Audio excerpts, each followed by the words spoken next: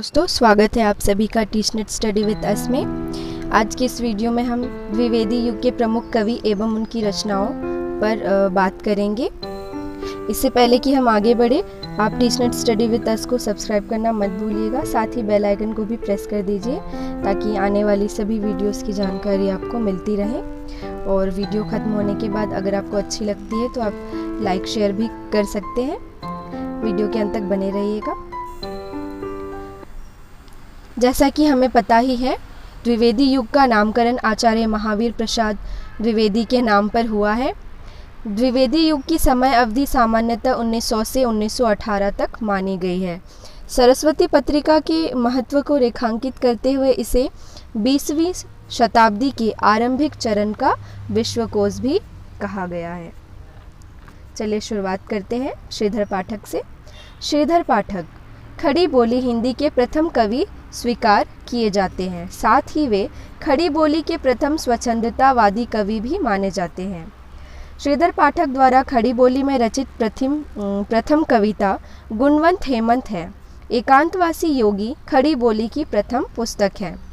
एकांतवासी योगी की रचना लावनी और ख्याल शैली में हुई है। श्रांत पथिक रोला छंद में रचित है। अयोध्या सिंह उपाध्याय हरिऔध। प्रिय प्रवास का पहला नाम ब्रजांगना विलाप था। प्रिय प्रवास खड़ी बोली का प्रथम महाकाव्य माना जाता है। एक ज़रूरी बात, रामचंद्र शुक्ल ने प्रिय प्रवास को महाकाव्य नहीं माना है। हरिऔध कृत चुभते चौपदे और चोखे चौपते मुहावरेदार भाषा में लिखी गई है। रस कलश ब्रज भाषा में लिखित ग्रंथ है।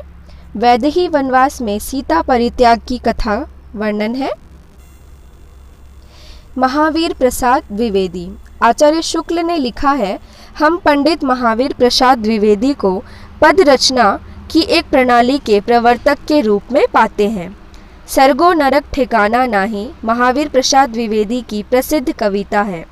महावीर प्रसाद द्विवेदी ने लिखा है, कविता का विषय मनोरंजन एवं उपदेशजनक होना चाहिए। यमुना के किनारे केली कौतूहल का अद्भुत वर्णन बहुत हो चुका। न परकियाओं पर प्रबंध लिखने की अब कोई आवश्यकता है और न स्वकियाओं के गतागत की पहेली बुझाने की।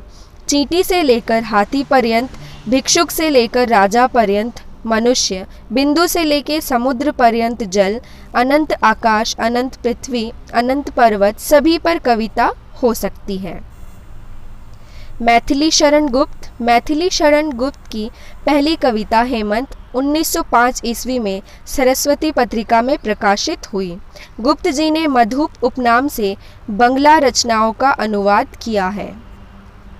रामचंद्र शुक्ल ने मैथिली शरण गुप्त को सामंजस्यवादी कवि कहा है।